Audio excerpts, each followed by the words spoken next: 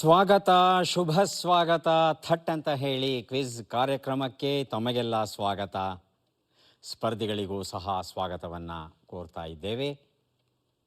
ಮನುಷ್ಯನ ಮನಸ್ಸು ಎಷ್ಟು ವಿಚಿತ್ರವಾದದ್ದು.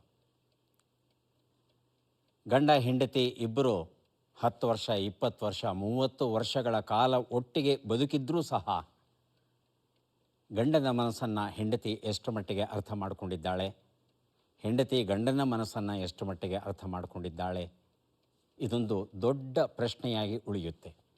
ಯಶಸ್ವಿ ತಮ್ಮ ಕವನವೊಂದರಲ್ಲಿ ಇದನ್ನೇ ದೊಡ್ಡ ಪ್ರಶ್ನೆಯಾಗಿ ಕೇಳ್ತಾ, ಇಷ್ಟು ಕಾಲ ಒಟ್ಟಿಗೆ ಬದುಕಿದ್ರೂ ನಮ್ಮನ್ನು ನಾವು ಎಷ್ಟು ಅರ್ಥ ಮಾಡಿಕೊಂಡಿದ್ದೇವೆ ಎನ್ನುವ ಸೊಗಸಾದ ಕವನ ಬರೆದಿದ್ದಾರೆ.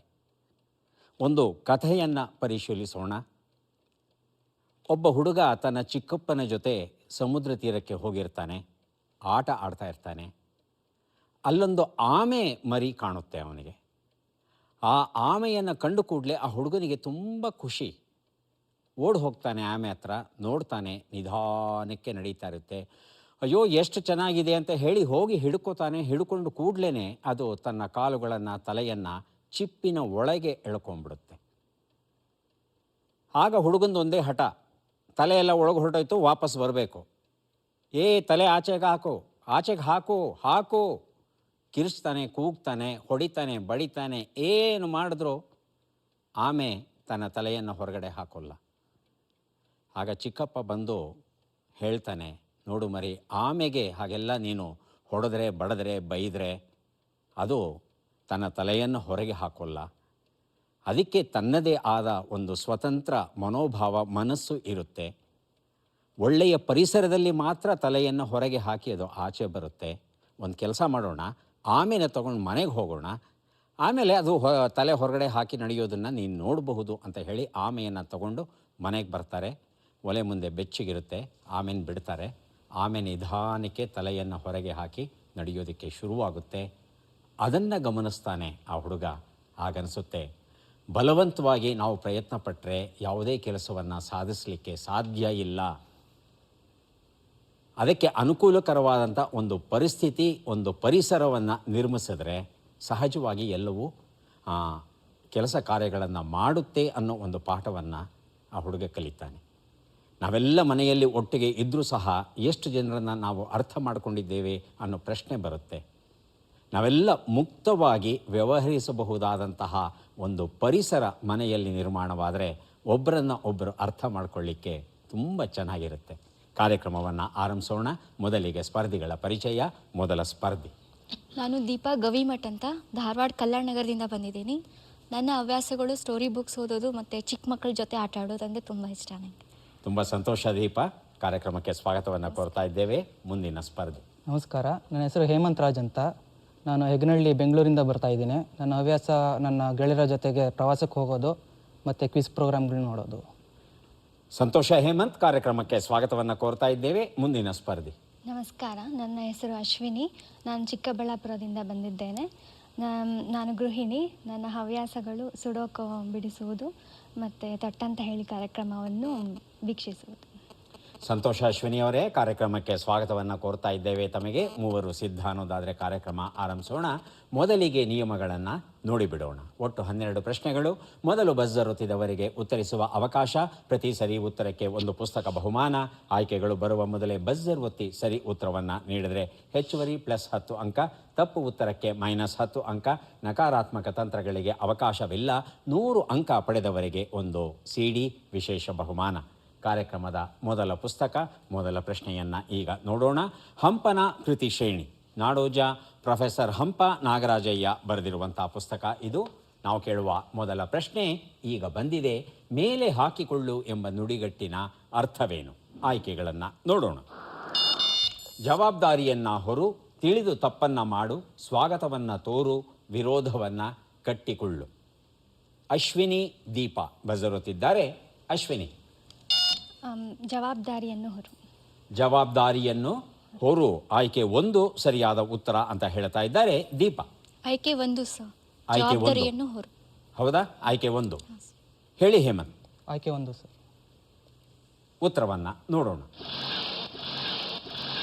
ವಿರೋಧವನ್ನು ಕಟ್ಟಿಕೊಳ್ಳು. ಕಚೇರಿಯಲ್ಲಿ ಯಾರನ್ನು ಮೇಲೆ ಹಾಕ್ಕೊಳ್ಳಿಕ್ಕೆ ಹೋಗಬೇಡ ಅಂದರೆ ಯಾರ ಜೊತೆ ಮನಸ್ತಾಪ ಮಾಡ್ಕೋಬೇಡ, ಜಗಳ ಮಾಡ್ಕೋಬೇಡ, ಇಂತಹ ಒಂದು ಅರ್ಥ ಬರುತ್ತೆ. ಹಂಪನಾಕೃತಿ ಶ್ರೇಣಿ ನನ್ನಲ್ಲೇ ಈ ಪುಸ್ತಕ ಉಳಿದಿದೆ. ಮುಂದಿನ ಪುಸ್ತಕ ಮತ್ತು ಪ್ರಶ್ನೆಯನ್ನು ನೋಡೋಣ. ಆಧುನಿಕ ಕೊಂಕಣಿ ಕಥೆಗಳು, ಸಂಪಾದಕರು ಡಾಕ್ಟರ್ ಗೀತಾ ಶೆಣಾಯ್ ಅವರು. ನಾವು ಕೇಳುವ ಪ್ರಶ್ನೆ ಈಗ ಬಂತು. ಈ ಕೆಳಗಿನ ಹೇಳಿಕೆಗಳಲ್ಲಿ ಯಾವ ಹೇಳಿಕೆ ಸರಿಯಾಗಿದೆ? ಕೇಂದ್ರಾಡಳಿತ ಪ್ರದೇಶದಲ್ಲಿ ಮುಖ್ಯಮಂತ್ರಿಯ ಆಯ್ಕೆ ಲೆಫ್ಟಿನೆಂಟ್ ಗವರ್ನರ್ ಅವರು ಮಾಡ್ತಾರೆ. ಇದು ಮೊದಲನೇ ಹೇಳಿಕೆ. ಎರಡನೇ ಹೇಳಿಕೆ, ಏಕಕಾಲದಲ್ಲಿ ಒಬ್ಬ ರಾಜ್ಯಪಾಲರು 2 ರಾಜ್ಯಗಳ ಉಸ್ತುವಾರಿಯನ್ನು ವಹಿಸುವಂತಿಲ್ಲ. ಮೂರನೇ ಹೇಳಿಕೆ, ರಾಜ್ಯಪಾಲರನ್ನು ಪದಚ್ಯುತಗೊಳಿಸುವ ಮಾರ್ಗದ ವಿವರ ಸಂವಿಧಾನದಲ್ಲಿ ಇಲ್ಲ. ನಾಲ್ಕನೇ ಹೇಳಿಕೆ, ಸುಪ್ರೀಂ ಕೋರ್ಟ್ ನ್ಯಾಯಾಧೀಶರ ಆಯ್ಕೆ ರಾಷ್ಟ್ರಪತಿಯವರು ಮಾಡ್ತಾರೆ. ಹೈಕೋರ್ಟ್ ರಾಜ್ಯಪಾಲರನ್ನು ಆಯ್ಕೆ ಮಾಡುತ್ತೆ.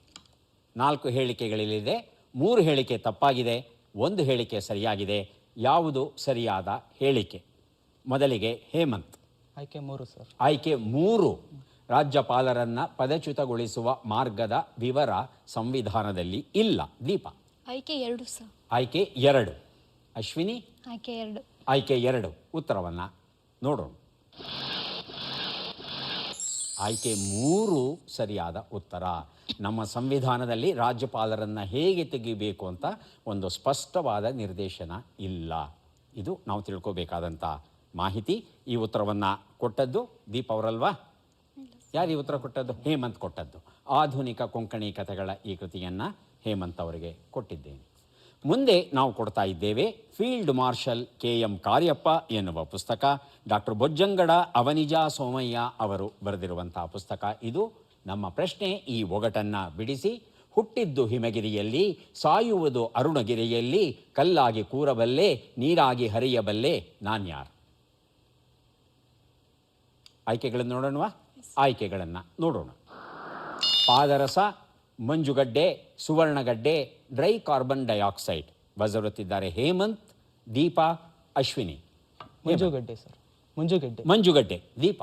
ಆಯ್ಕೆ 2 ಮಂಜುಗಡ್ಡೆ. ಮಂಜುಗಡ್ಡೆ. ಅಶ್ವಿನಿ. ಮಂಜುಗಡ್ಡೆ. ಉತ್ತರವನ್ನು ನೋಡೋಣ. ಮಂಜುಗಡ್ಡೆ ಉತ್ತರ ಸರಿಯಾಗಿದೆ. ಹೇಮಂತ್ ರಾಜ್ ಈ ಉತ್ತರವನ್ನು ಕೊಟ್ಟಿದ್ದಾರೆ. ಫೀಲ್ಡ್ ಮಾರ್ಷಲ್ KM ಕಾರ್ಯಪ್ಪ ಈ ಒಂದು ಪುಸ್ತಕವನ್ನು ಹೇಮಂತ್ ಅವರಿಗೆ ಕೊಟ್ಟಿದ್ದೇನೆ.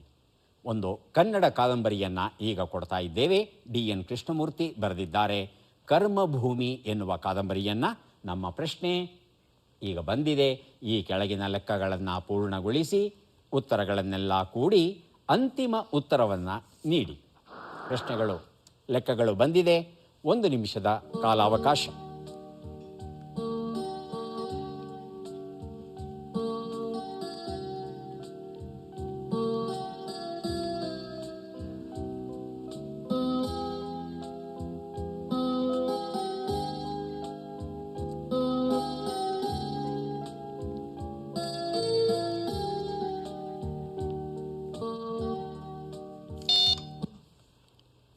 ಹೇಳಿ ಹೇಮಂತ್. 321. 321. 321. ಹೌದಾ? ದೀಪ ಏನು ಹೇಳ್ತಾರೆ ಕೇಳೋಣ. 321. 321. ಅಶ್ವಿನಿ. 305. 305. ಓಹೋ, ಭಿನ್ನ ಉತ್ತರ ಕೊಟ್ಟಿದ್ದೀರಿ. ಯಾರ ಉತ್ತರ ಸರಿಯಾಗಿದೆ ನೋಡೋಣ. 1 ಉತ್ತರ 160, 2 ಉತ್ತರ 28, 3 ಉತ್ತರ 120, 4 ಉತ್ತರ 12. ಎಲ್ಲವನ್ನ ಕೂಡಿದ್ರೆ 320 ಬಂದಿದೆ. 21 ಹೇಗೆ ಬಂತು ಹೇಮಂತ್? ಎಲ್ಲಿ ತಪ್ಪಾಗಿದೆ? ಕೊನೆಯ ಆಪ್ಷನಲ್ಲಿ 13 ಅಂತ ತಗೊಂಡೆ ಸರ್. 13 ಅಂತ ಮಾಡ್ಕೊಂಡ್ಬಿಟ್ಟಿದ್ದೀರಾ? ಹಾಂ, ಆಗುತ್ತೆ. ಹಾಟ್ ಸೀಟಲ್ಲಿ ಕೂತಾಗ ಚಿಂತೆ ಇಲ್ಲ. ಕರ್ಮಭೂಮಿ ನನ್ನಲ್ಲೇ ಉಳಿದಿದೆ. ಮುಂದಿನ ಪುಸ್ತಕ ಮತ್ತು ಪ್ರಶ್ನೆಯನ್ನು ಈಗ ನೋಡೋಣ. ಚಂದನ, ಭಾರತಿ ಕಾಸರಗೋಡು ಅವರು ಬರೆದಿರುವಂಥ ಪುಸ್ತಕ ಈಗ ಕೊಡಲಿದ್ದೇವೆ. ನಾವು ಕೇಳುವ ಪ್ರಶ್ನೆ ಈಗ ಬಂತು. ಈ ಚಿತ್ರದಲ್ಲಿರುವ ನಟಿಯನ್ನು ಗುರುತಿಸಿ. ಚಿತ್ರವನ್ನು ನೋಡೋಣ.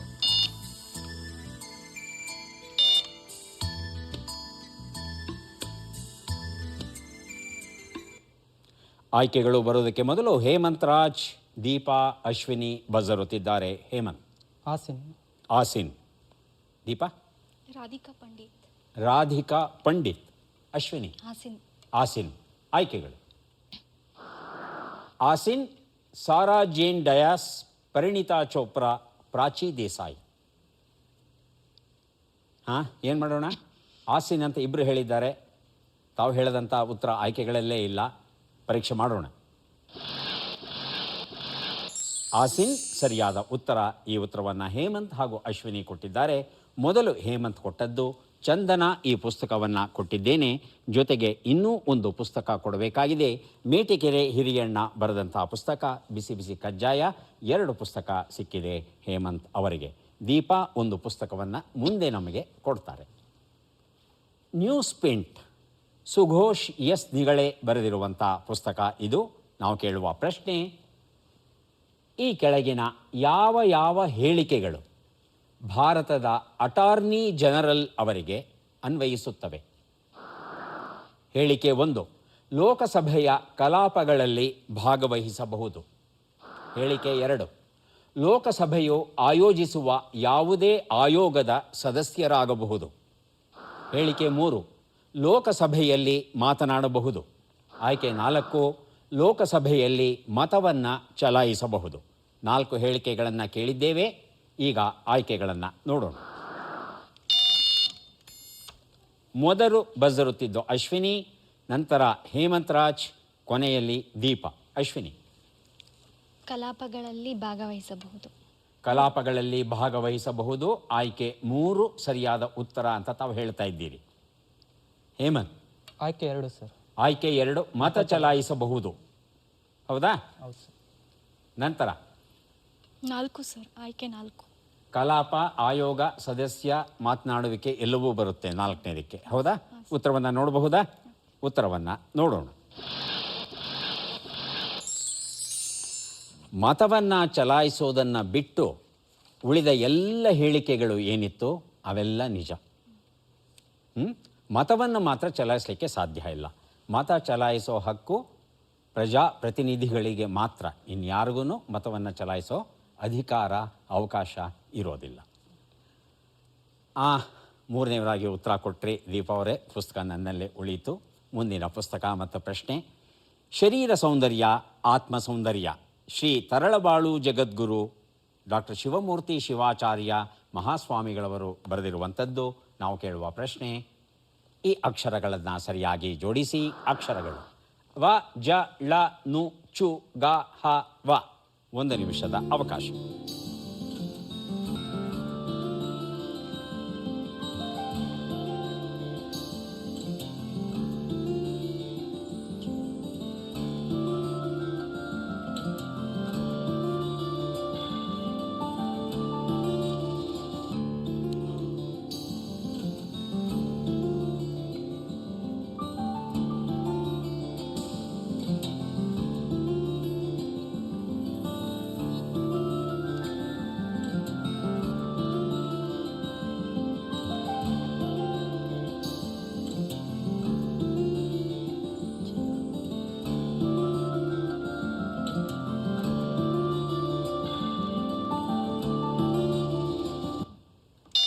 ಒಂದು ನಿಮಿಷದ ಕಾಲಾವಕಾಶ ಆಗಿದೆ. ಬಜರುತ್ತಿದ್ದಾರೆ ಅಶ್ವಿನಿ, ದೀಪಾ, ಹೇಮಂತ್.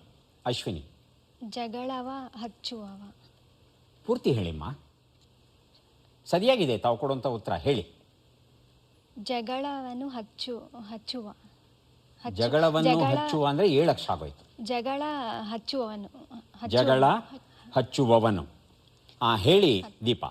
ಜಗಳ ಹಚ್ಚುವವನು. ಜಗಳ ಹಚ್ಚುವವನು. ಹೇಮಂತರಾಜ್? ಅದೇ ಉತ್ತರ. ಅದೇ ಉತ್ತರ. ಉತ್ತರವನ್ನು ನೋಡೋಣ. ಜಗಳ ಹಚ್ಚುವವನು ಉತ್ತರ ಸರಿಯಾಗಿದೆ. ಅಶ್ವಿನಿ ಈ ಉತ್ತರವನ್ನು ಮೊದಲು ಕೊಟ್ಟಿದ್ದಾರೆ. ಶರೀರ ಸೌಂದರ್ಯ, ಆತ್ಮ ಸೌಂದರ್ಯ ಈ ಒಂದು ಪುಸ್ತಕವನ್ನು ಕೊಟ್ಟಿದ್ದೇನೆ ಅಶ್ವಿನಿ ಅವರಿಗೆ. ಮುಂದೆ ನಾವು ಕೊಡ್ತಾ ಇದ್ದೇವೆ ಒಂದು ಸೊಗಸಾದ ಪುಸ್ತಕ, ಹೊಗೆಯಿಲ್ಲದ ಜ್ವಾಲೆ UG. S.A. ಶಾಮರಾವ್ ಇದನ್ನು ಬರೆದಿದ್ದಾರೆ. ನಮ್ಮ ಪ್ರಶ್ನೆ: ಪ್ರಾಚೀನ ಭಾರತದ ಜನಸಾಮಾನ್ಯರ ಒಂದು ಭಾಷೆ ಎಂಬ ಅರ್ಥವನ್ನು ನೀಡುವ ಪ ಅಕ್ಷರದಿಂದ ಆರಂಭವಾಗುವ ಮತ್ತೊಂದು ಶಬ್ದವನ್ನು ನೀಡಿ. ಆಯ್ಕೆಗಳನ್ನು ನೋಡೋಣ. ಪ್ರಾಚುರ್ಯ, ಪ್ರಾಕ್ತನ, ಪ್ರಾಕೃತ, ಪ್ರಾಚೀರ. ಬಜರುತ್ತಿದ್ದಾರೆ ಹೇಮಂತ್, ದೀಪ, ಅಶ್ವಿನಿ. ಆಯ್ಕೆ 4 ಸರ್. ಆಯ್ಕೆ 4 ಪ್ರಾಚೀರ. ದೀಪ ಆಯ್ಕೆ 3. ಆಯ್ಕೆ 3 ಪ್ರಾಕೃತ. ಅಶ್ವಿನಿ ಆಯ್ಕೆ 4. ಆಯ್ಕೆ 4 ಪ್ರಾಚೀರ. ಊಹೆ ಮಾಡ್ತಾ ಇದ್ದೀರಾ? ಉತ್ತರವನ್ನ ನೋಡೋಣ. ಪ್ರಾಕೃತ ಅಂತಕ್ಕಂಥ ಭಾಷೆ ಇದೆ, ಅದನ್ನು ತಿಳ್ಕೋಬೇಕು. ಪ್ರಾಕ್ತನ ಅಂದರೆ ಪೂರ್ವಕಾಲ, ಹಿಂದಿನ ಕಾಲ ಅಂತ ಅರ್ಥ ಬರುತ್ತೆ. ಪ್ರಾಚುರ್ಯ ಅಂದರೆ ಸಮೃದ್ಧವಾಗಿ ಇದೆ ಎನ್ನುವ ಅರ್ಥ ಬರುತ್ತೆ. ಪ್ರಾಚೀರ ಅಂತ ಹೇಳ್ತಂದ್ರೆ ದೇವಸ್ಥಾನದ ಸುತ್ತಲೂ ಇರುವಂತಹ ಪೌಳಿ, ಕಾಂಪೌಂಡ್ ಅಂತ ನಾವೇನು ಹೇಳ್ತೇವೆ ಆ ಪೌಳಿ. ಪ್ರಾಕಾರ ಅಂತಕ್ಕಂಥ ಇನ್ನೊಂದು ಶಬ್ದವು ಉಂಟು ಕನ್ನಡದಲ್ಲಿ. UG ಈ ಒಂದು ಪುಸ್ತಕವನ್ನು ದೀಪ ಅವರಿಗೆ ಕೊಟ್ಟಿದ್ದೇನೆ. ಕೊಟ್ಟು ಏನು ಮಾಡಬೇಕು? ಹಿಂದಕ್ಕೆ ಪಡೆದಿದ್ದೇನೆ. 3 ಪುಸ್ತಕವನ್ನು ಕೊಡ್ತಾ ಇದ್ದೇನೆ.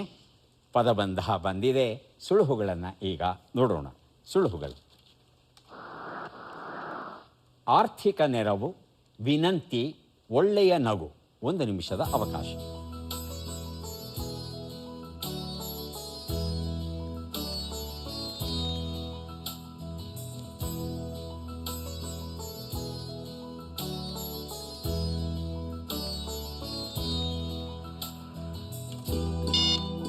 ಬಜ್ಜರುತ್ತಿದ್ದಾರೆ ಅಶ್ವಿನಿ ಅವರು. 1 ಉತ್ತರ ಧನ ಸಹಾಯ. ಧನ ಸಹಾಯ.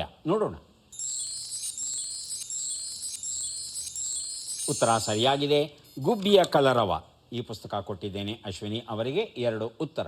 ವಿನಂತಿ. ತಾವು ಉತ್ತರ ಕೊಡಲಿಲ್ಲ ಅಂದರೆ ನಾನು ದೀಪ ಅವರನ್ನು ಕೇಳ್ತೇನೆ. ಅವರು ಬಜ್ಜರೊತ್ತಿ ಸಿದ್ಧವಾಗಿದ್ದಾರೆ. ಕೇಳಬಹುದಾ ದೀಪ ಅವರನ್ನ? ಹೇಳಿ ದೀಪ. ವಿನಯ. Second one. ಹಾಂ, ವಿನಯ. ವಿನಂತಿ.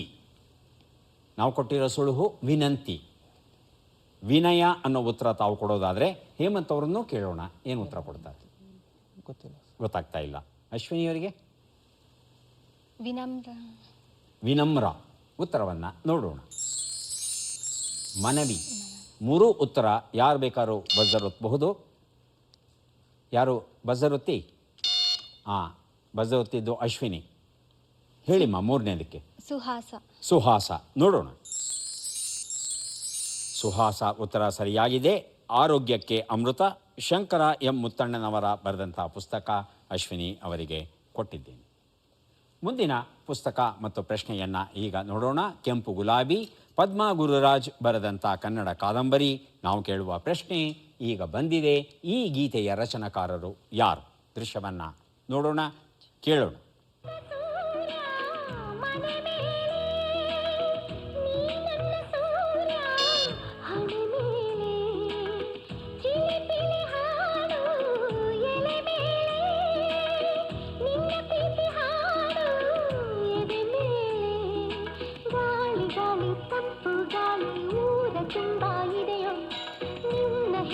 ಗಾಳಿಯೊಂದೇ ನನ್ನ ಉಸಿರಲ್ಲಿದೆಯೋ, ನಮ್ಮ ಪ್ರೀತಿ ಬೆಳಗೋ ಇತಿಹಾಸ, ನಿನ್ನ ಸಹಚಾರವೇ ಚೈತ್ರ, ಅಲ್ಲಿ ನನ ಇಂಚರಾಮರ ತುಂತುರು, ಅಲ್ಲಿ ನೀರ ಹಾಡು ಕಂಪನ, ಇಲ್ಲಿ ಪ್ರೀತಿ ಹಾಡು. ಆಯ್ಕೆಗಳು ಬರೋದಕ್ಕೆ ಮೊದಲು ಅಶ್ವಿನಿ ಬಜರುತ್ತಿದ್ದಾರೆ. ಉತ್ತರ ಕೆ ಕಲ್ಯಾಣ್. ಕೆ ಕಲ್ಯಾಣ್. ಹೇಮಂತ್ ಹಾಗೂ ದೀಪ. ಆಯ್ಕೆಗಳು ಬೇಕಾ? ಆಯ್ಕೆಗಳು: ವಿ ಮನೋಹರ್, ಕೆ ಕಲ್ಯಾಣ್, ಮನೋಮೂರ್ತಿ, ಹಂಸಲೇಖ. ದೀಪ? ವಿ ಮನೋಹರ್. ಹೇಮಂತ್? ವಿ ಮನೋಹರ್. ಉತ್ತರವನ್ನು ನೋಡೋಣ. ಕೆ ಕಲ್ಯಾಣ್ ಉತ್ತರ ಸರಿಯಾಗಿದೆ. ಅಶ್ವಿನಿ ಈ ಉತ್ತರವನ್ನು ಕೊಟ್ಟಿದ್ದಾರೆ. ಕೆಂಪು ಗುಲಾಬಿ ಈ ಕಾದಂಬರಿಯನ್ನು ಕೊಟ್ಟಿದ್ದೇನೆ. ಜೊತೆಗೆ ಆಯ್ಕೆಗಳು ಬರೋದಕ್ಕೆ ಮೊದಲೇ ತಾವು ಉತ್ತರ ಕೊಟ್ಟಿರೋ ಕಾರಣ ತಮಗೆ ಇನ್ನೂ ಒಂದು ಪುಸ್ತಕ, ಆಶಾ ಸೌಧ ಕಥಾ ಸಂಕಲನ, ಕೃಷ್ಣಮೂರ್ತಿ ಕಲುಮಂಗಿ ಬರೆದಿರುವಂಥದ್ದು 2 ಪುಸ್ತಕ ಕೊಟ್ಟಿದ್ದೇನೆ ಅಶ್ವಿನಿ ಅವರಿಗೆ. ಅಮೃತ ವರ್ಷಿಣಿ ಚಿತ್ರದ ಹಾಡನ್ನು ಈಗಷ್ಟೇ ನಾವು ನೋಡಿದ್ವಿ. ಕದಂಬ ಕಂಡ ಕಡಲಾಚೆಯ ನೋಟ ಎನ್ನುವ ಪುಸ್ತಕ ರಾಜಶೇಖರ ಕದಂಬ ಇದನ್ನು ಬರೆದಿದ್ದಾರೆ. ನಾವು ಕೇಳುವ ಪ್ರಶ್ನೆ ಈಗ ಬಂದಿದೆ. ಈ ಸಾಹಿತಿಯನ್ನು ಗುರುತಿಸಿ. ದೃಶ್ಯವನ್ನು ನೋಡೋಣ. 1944 ಜೂನ್ 23ನೇ ತಾರೀಕಿನಂದು ನಾರಾಯಣ ಭಟ್ಟ ಮತ್ತು ನಾಗರತ್ನಮ್ಮ ದಂಪತಿಗಳ ಪುತ್ರರಾಗಿ ಅವಿಭಜಿತ ಶಿವಮೊಗ್ಗ ಜಿಲ್ಲೆಯ ಹೋದಿಗೆರೆ ಎಂಬ ಸಣ್ಣ ಗ್ರಾಮದಲ್ಲಿ ಜನ್ಮ ತಾಳಿದ ಇವರು ಎಳೆಯ ವಯಸ್ಸಿನಲ್ಲೇ ಸಾಹಿತ್ಯಿಕ ವಾತಾವರಣದಲ್ಲಿ ಬೆಳೆದವರಾದ ಕಾರಣ ಸಾಹಿತ್ಯದ ಓದು ಮತ್ತು ಬರವಣಿಗೆಯಲ್ಲಿ ತಮ್ಮನ್ನು ತಾವು ತೀವ್ರವಾಗಿ ತೊಡಗಿಸಿಕೊಂಡವರು. ಬಾಲ್ಯದಲ್ಲಿ ಯಕ್ಷಗಾನ, ಕುಮಾರವ್ಯಾಸ ಭಾರತದ ವಾಚನ ಇವರ ಮೇಲೆ ಗಾಢ ಪ್ರಭಾವ ಬೀರಿದ್ದವು. ಪ್ರೌಢಶಾಲಾ ವಿದ್ಯಾರ್ಥಿಯಾಗಿದ್ದಾಗಲೇ ಇವರು ಕವಿತೆಗಳ ರಚನೆಗೆ ತೊಡಗಿದರು. ಆಯ್ಕೆಗಳು ಬೇಕಾ? ಆಯ್ಕೆಗಳು: ಎಚ್.ಎಸ್. ವೆಂಕಟೇಶ್ ಮೂರ್ತಿ, ಸುಮತೀಂದ್ರ ನಾಡಿಗ್, ಲಕ್ಷ್ಮೀನಾರಾಯಣ ಭಟ್, ಎಚ್.ಎಸ್. ಶಿವಪ್ರಕಾಶ್. ಬಜರ್ ಒತ್ತಿದ್ದಾರೆ ಹೇಮಂತ್, ನಂತರ ಅಶ್ವಿನಿ, ಅದಾದ ಮೇಲೆ ದೀಪ. ಹೇಳಿ ಹೇಮಂತ್. ವೆಂಕಟೇಶ್ ಮೂರ್ತಿ. ಎಚ್.ಎಸ್. ವೆಂಕಟೇಶ್ ಮೂರ್ತಿ. ಅಶ್ವಿನಿ? ಎಚ್.ಎಸ್. ಶಿವಪ್ರಕಾಶ್. ಶಿವಪ್ರಕಾಶ್. ದೀಪ? ಆಯ್ಕೆ 4 ಎಚ್.ಎಸ್. ಶಿವಪ್ರಕಾಶ್. ಉತ್ತರವನ್ನು ನೋಡೋಣ. ಯಶಸ್ವಿ ಸರಿಯಾದ ಉತ್ತರ. ಈ ಉತ್ತರವನ್ನು ಹೇಮಂತ್ ಕೊಟ್ಟಿದ್ದಾರೆ. ಕದಂಬ ಕಂಡ ಕಡಲಾಚೆಯ ನೋಟ ಈ ಒಂದು ಪುಸ್ತಕವನ್ನು ಅವರಿಗೆ ಕೊಟ್ಟಿದ್ದೇನೆ. ಈಗ ನಾವು ಬಂದಿದ್ದೇವೆ ಕೊನೆಯ ಪ್ರಶ್ನೆಗೆ, ಬಂಪರ್ ಪ್ರಶ್ನೆಗೆ. 4 ಪುಸ್ತಕಗಳು: ಉರಿದ ಪಂಜು, ನೀನಿಲ್ಲದೆ ನನಗೇನಿದೆ, ಗಗನಗೋಚರಿ ವಸುಂಧರ, ಒಂದು ಊರಿನ ಕಥೆ. ಪ್ರಶ್ನೆ: ನವೆಂಬರ್ 1, 1956ರಲ್ಲಿ ರೂಪುಗೊಂಡ ಕರ್ನಾಟಕದ ಈ ಜಿಲ್ಲೆಯು 10,951 ಚದರ ಕಿಲೋಮೀಟರ್ ವಿಸ್ತಾರವಾಗಿದೆ. ಯಾವುದು ಈ ಜಿಲ್ಲೆ? ಸುಳುಹು 1 ಚದರ ಕಿಲೋಮೀಟರಿಗೆ 233 ಜನ ವಾಸ ಮಾಡುವ ಈ ಜಿಲ್ಲೆಯಲ್ಲಿ ಪ್ರತಿ 1,000 ಗಂಡಸರಿಗೆ 962 ಹೆಂಗಸರು ಇರುವರು. ಸುಳುಹು 2. ಈ ಜಿಲ್ಲೆಯ ಸಿದ್ಧಾರ್ಥ ಬುದ್ಧ ವಿಹಾರದಲ್ಲಿರುವ ಬುದ್ಧನ ವಿಗ್ರಹವನ್ನು ದಲೈ ಲಾಮಾ ಅವರು ಜನವರಿ 19, 2009ರಲ್ಲಿ ಪ್ರತಿಷ್ಠಾಪಿಸಿದರು.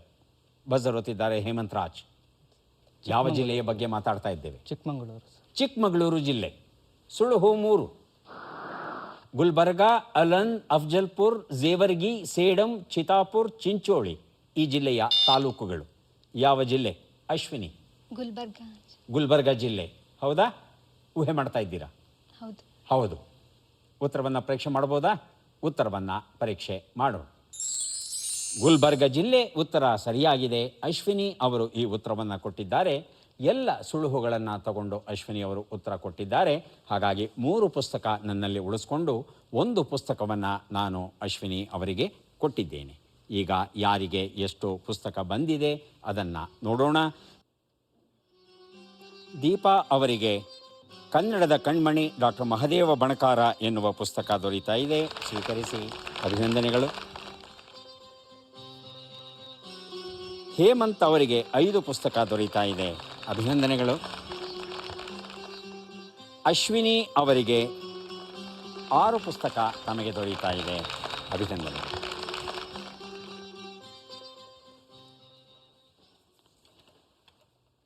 ನಿನ್ನೆ ಅನ್ನೋದು ಇತಿಹಾಸ, ನಾಳೆ ಅನ್ನೋದು ನಿಗೂಢ, ಇವತ್ತು ಏನಿದೆ ಇದು ದೇವರ ಉಡುಗೊರೆ.